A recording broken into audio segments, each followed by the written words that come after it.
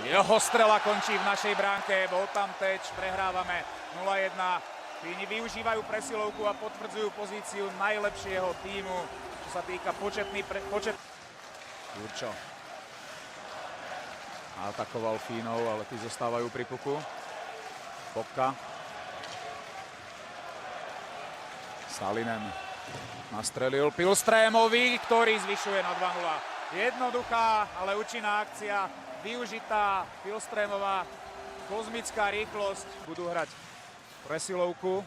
Pri avizávanom treste už sú na ľade so 6 Korčulianmi a už túto presilovku využili.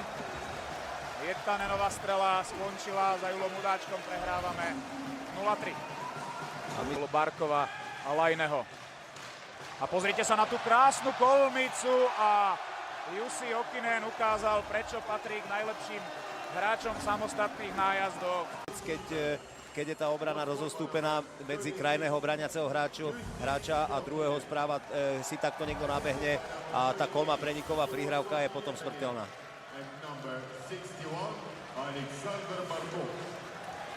A ešte Lajne sa rúti 5-0.